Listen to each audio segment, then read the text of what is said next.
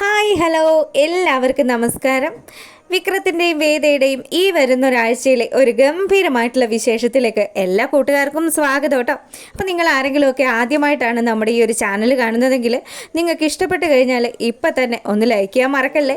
അപ്പോൾ നേരെ നമുക്ക് വേദയുടെയും വിക്രത്തിൻ്റെയും ഈ ഒരാഴ്ചയിലെ ആ ഒരു വിശേഷങ്ങളിലേക്ക് പോയാലോ. അങ്ങനെ വേദയെ കാണാൻ വേണ്ടിയിട്ട് വേദയുടെ മുത്തശ്ശിയും അതുപോലെ അമ്മയും കൂടി വിക്രത്തിൻ്റെ വീട്ടിലെത്തുക. നേരെ വന്ന് നിൽക്കുന്നതോ നമ്മുടെ വിക്രത്തിൻ്റെ മുന്നിലുമാണ്. വിക്രമാണെങ്കിൽ എൻ്റെ ദൈവമേ, ഇത് ആരായി വന്നിരിക്കുന്നത്, വേദയുടെ മുത്തശ്ശിയല്ലേ എന്ന് ചോദിച്ച് മുത്തശ്ശിയുടെ അടുത്തേക്ക് ഓടി വന്നു. മോന് എവിടെയെങ്കിലും പോകാൻ തുടങ്ങുമായിരുന്നോ? എൻ്റെ പൊന്നു മുത്തശ്ശി, ഞാൻ പുറത്തേക്ക് പോകാൻ തുടങ്ങുമായിരുന്നു. എന്തായാലും മുത്തശ്ശിയെ കണ്ടത് നന്നായി. ഇത് വേദയുടെ അമ്മയല്ലേ, രണ്ടുപേരും കൂടി ഇന്ന് തന്നെ വേദ ഈ വീട്ടിൽ നിന്ന് വിളിച്ചുകൊണ്ട് പോകണമെന്നും പറഞ്ഞ് വിക്രം അവരുടെ കാൽക്കൽ വീണില്ലെന്നേ ഉള്ളൂ. ഞാനേ കഴിഞ്ഞ ദിവസം രാത്രി കൊണ്ടുവന്ന് അവളെ ആ വീട്ടിലേക്ക് ആക്കിയതല്ലേ, നിങ്ങളെന്തിനാ പിന്നെ പിറ്റേ ദിവസം തന്നെ അവളെ ബാഗും കൊടുത്ത് ഇങ്ങോട്ട് പറഞ്ഞു വിട്ടത്? അങ്ങനെ മുത്തശ്ശിയൊക്കെ മിണ്ടാണ്ട് നിൽക്കുക. വേദയുടെ അമ്മയ്ക്ക് നല്ല ദേഷ്യമൊക്കെ വരുന്നുണ്ട്. വിക്രത്തിൻ്റെ ഈ സംസാരമൊക്കെ കേട്ട് കഴിയുമ്പോൾ മുത്തശ്ശി പറഞ്ഞു, മോനെ വേദമോൾ എവിടെയാണ്? വേദതയകത്തുണ്ട്. ആ വേതാളത്തിനെ മുത്തശ്ശി പോകുമ്പോൾ കൂടെ കൂട്ടിക്കോണോട്ടോ എന്നും പറഞ്ഞ് അവൻ പെട്ടെന്ന് തന്നെ അവൻ്റെ വണ്ടി എടുത്ത് പുറത്തേക്ക് പോവുക.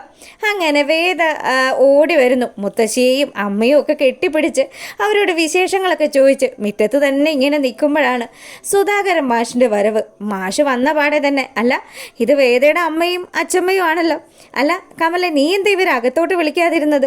അതോ അവരിപ്പം വന്നതേ ഉള്ളൂ, അവർ വന്നു കഴിഞ്ഞ് വേദയോട് സംസാരിച്ചുകൊണ്ട് നിൽക്കുമായിരുന്നു, അതാ ഞാൻ വിളിക്കാതിരുന്നത്.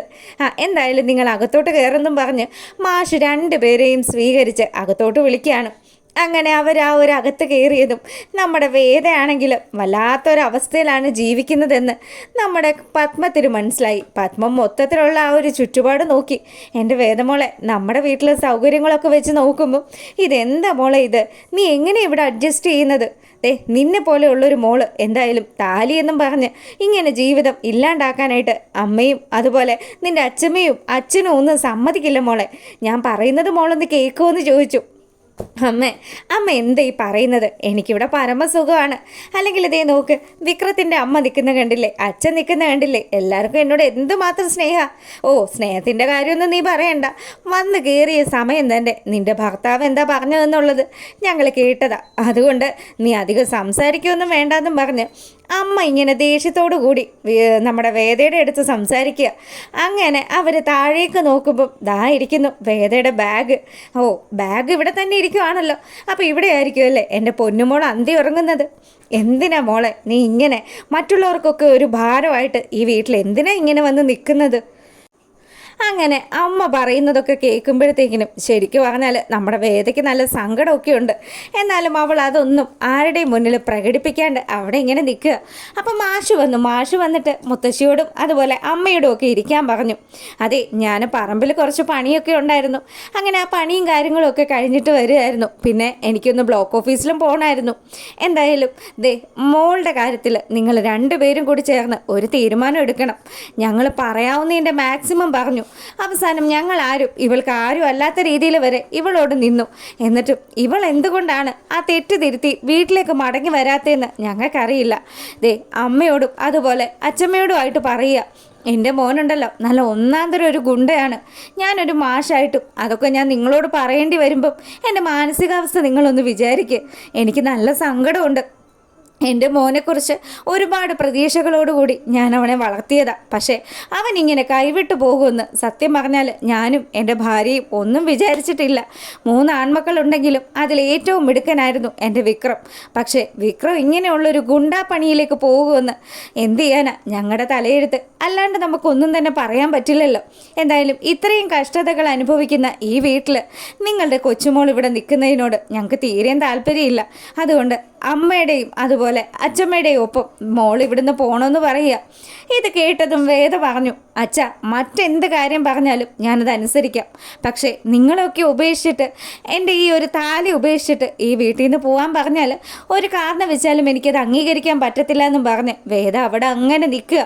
ഇവളോട് പറഞ്ഞിട്ട് ഒരു കാര്യമില്ല എന്നും പറഞ്ഞ് അവളുടെ അമ്മ ദേഷ്യപ്പെട്ട് ആ വീട്ടിൽ നിന്ന് ഇറങ്ങി പോവാണ്. ഈ സമയമാണെങ്കിലോ കമല പറഞ്ഞു, അല്ല നിങ്ങൾ ഇവിടം വരെ വന്നിട്ട് ഒരു ഗ്ലാസ് വെള്ളം പോലും കുടിച്ചില്ലല്ലോ. ഓ, എന്ത് കുടിക്കാനാ, വന്നതും കണ്ടതും ഒക്കെ തൃപ്തിയുള്ള കാര്യങ്ങളായിരുന്നല്ലോ. എന്തായാലും ഇനി ഞങ്ങൾക്കൊന്നും തന്നെ വേണ്ട. ഞങ്ങളുടെ മോള് സ്വന്തമായിട്ട് അവളുടെ നാശത്തിലേക്കുള്ള വഴിയെ തിരഞ്ഞെടുത്തിരിക്കുന്നതെന്നും പറഞ്ഞ് പത്മ കാലി പൂണ്ട് അവിടെ നിന്ന് ഇറങ്ങിപ്പോവുക. അതിനുശേഷമാണെങ്കിലോ നമ്മളെ കാണിക്കുന്നത് പറമ്പിൽ വിളഞ്ഞ നല്ല ഒന്നാന്തരം ഒരു പാളയംകോടൻ. അതിൻ്റെ ആ ഒരു കൊല കൊണ്ടുവന്നിട്ട് മാഷ് വീട്ടിൽ കൊടുക്കുക. ശ്രീജയുടെ കയ്യിലാണ് കൊടുക്കുന്നത്. നന്ദിനി പാഞ്ഞോടി വന്നു. ആഹാ, കൊള്ളാലോ വെച്ചാ, അത്യാവശ്യം വലിയ കൊലയാണല്ലോ. ആ, പഴുത്തിട്ടുണ്ട്. എന്തായാലും എല്ലാവരും കൂടി വീതിച്ച് കഴിക്കുക എന്നൊക്കെ പറഞ്ഞ് അവരെ ഏൽപ്പിക്കുകയാണ്. അങ്ങനെ ആ ഒരു പഴമൊക്കെ ആയിട്ട് നമ്മുടെ ശ്രീജ നേരെ വരിക വേദയുടെ കയ്യിലേക്ക് കൊടുക്കാൻ വേണ്ടിയിട്ട്. വേദയാണെങ്കിലോ ദേ നല്ല പഴമാണല്ലോ. അങ്ങനെ അവൾ അതിൽ നിന്ന് 2-3 പഴമൊക്കെ എടുത്തു. അതിനുശേഷമാണെങ്കിൽ വിക്രം പുറത്തേക്ക് പോകാൻ തുടങ്ങുമ്പം, അതേ വിക്രമേട്ടാ പോവല്ലേ, അവിടെ നിൽക്ക്. ദേ നല്ല ഒന്നാന്തരം പാളയംകോടൻ പഴം, അത് വിളഞ്ഞതുണ്ട്, ഇച്ചിരി എടുക്കട്ടെ എന്ന് ചോദിച്ചു. ദേ നിന്നോട് ഞാൻ പറഞ്ഞു, നീ ഇപ്പം എന്താ പുതിയൊരു വിളി വിക്രമേട്ടാന്ന്? നിങ്ങളെ ആ രാധ വിളിക്കുന്നത് വിക്രമേട്ടാന്നല്ലേ? അപ്പോൾ പിന്നെ ഞാൻ അങ്ങനെ വിളിച്ചാൽ എന്താ പ്രശ്നം? രാധ അങ്ങനെ പലതും വിളിക്കും. രാധയെ ഞാൻ അങ്ങോട്ടും പലതും വിളിക്കും. അങ്ങനെ എന്നോട് തിരിച്ച് പറയാൻ നിന്നാലേ മോനെ ഈ വേദയുടെ സ്വഭാവം മാറും. അത് മോൻ അറിയാവുന്ന കാര്യമല്ലേ എന്ന് ചോദിച്ച് വേദ ദേഷ്യത്തോടു കൂടി ഇങ്ങനെ നിൽക്കുക. ഈ സമയമാണെങ്കിൽ നമ്മുടെ വിക്രത്തിനും ദേഷ്യം വന്നു. ഒന്ന് പോടി, അവളുടെ ഒരു പഴം. അങ്ങനെ പറഞ്ഞുകൊണ്ട് അവൻ വണ്ടി എടുത്ത് അവിടെ നിന്ന് പോവുക. വേദ ഇതൊക്കെ നല്ലതുപോലെ തന്നെ എൻജോയ് ചെയ്തുകൊണ്ട് തന്നെയാണ് നിൽക്കുന്നത്. വീട്ടിലെത്തിയ മുത്തശ്ശിയും അതുപോലെ അമ്മയും കൂടി എല്ലാ കാര്യങ്ങളും ശങ്കരനാരായണനെ അറിയിക്കുകയാണ്. അപ്പം ശങ്കരനും അതുപോലെ ആ ആങ്ങള ചേട്ടനും കൂടി ചില കാര്യങ്ങളൊക്കെ തീരുമാനിച്ചു. നമ്മുടെ മോള് എന്തായാലും ആ വീട്ടിൽ നിന്ന് വരാൻ തയ്യാറല്ല. അവൻ ജീവിച്ചിരിക്കുമ്പോഴല്ലേ അവൾക്ക് ആ വീട്ടിൽ നിൽക്കാൻ പറ്റുള്ളൂ. അവൻ മരിച്ചു പോയാൽ അവൾക്ക് ആ വീട്ടിൽ എന്തെങ്കിലും ഒരു സ്ഥാനം ഉണ്ടാകുമോ? നമ്മൾ അന്ന് പ്ലാൻ ചെയ്തതുപോലെ തന്നെ അവനെ ഏതെങ്കിലും ഒരു കേസിൽ പെടുത്തണം. അച്ഛൻ വിചാരിച്ചു കഴിഞ്ഞാൽ അത് നടക്കും, സിമ്പിളായിട്ട് നടക്കും. അതുകൊണ്ട് അച്ഛൻ അങ്ങനെയുള്ള എന്തെങ്കിലും ഒരു പ്ലാൻ തയ്യാറാക്ക്. അവനെ തട്ടാനുള്ള ആൾക്കാരെയൊക്കെ ഞാൻ റെഡിയാക്കാമെന്ന് കൂടി ആങ്ങളെ പറയുകയാണ്. അപ്പോൾ ഇവരെല്ലാവരും കൂടി നല്ല ഒന്നാം തരത്തിലെ പ്ലാനിങ്ങുകൾ അങ്ങനെ നടത്തുക. അപ്പം വേദയുടെ ജീവിതത്തിൽ നിന്നും വിക്രത്തിനെ ഒഴിവാക്കിയിട്ട് പകരം ദർശനെ കൊണ്ടുവരാനാണ് ഇവരുടെയൊക്കെ ഒരു പ്ലാന്. അങ്ങനെ നമ്മുടെ വിക്രത്തെ തേടി ഒരു ദിവസം ആ വീട്ടുപടിക്കൽ പോലീസ് ജീപ്പ് വരിക. പോലീസ് വന്നതും വിക്രം ആണെങ്കിലോ ധൈര്യത്തോടു കൂടി, തന്നെ പോലീസ് പിടിക്കുന്നത് ഇത് ആദ്യമായിട്ടൊന്നും അല്ലല്ലോ, പല കേസുകളിലും താൻ അകത്ത് പോയിട്ടുണ്ട്. അതുകൊണ്ട് തന്നെ അവൻ നല്ല ചുണക്കുട്ടിയായതുകൊണ്ട് തന്നെ നല്ല ധൈര്യത്തിൽ അങ്ങ് ഇറങ്ങിച്ചില്ല. എന്താ സാറേ എൻ്റെ പേരിലുള്ള കംപ്ലൈൻറ്റ്? പോലീസുകാർ കാര്യങ്ങളൊന്നും പറയാൻ കൂട്ടാക്കുന്നില്ല. എന്ത് കാര്യമാണെങ്കിലും സ്റ്റേഷനിൽ വന്ന് നിന്നോട് പറഞ്ഞോളാം. അങ്ങനെ ഇവർ സംസാരിച്ചുകൊണ്ട് നിൽക്കുക. അപ്പോൾ ഈ സമയമാണെങ്കിൽ നമ്മുടെ വേദയ്ക്ക് കാര്യങ്ങളുടെ ആ ഒരു കിടപ്പ് പിടികിട്ടി. എന്തായാലും ഈ പ്ലാൻ വന്നിരിക്കുന്നത് തൻ്റെ അച്ഛനും ഏട്ടനും കൂടി ഒപ്പിച്ചതാണെന്ന്.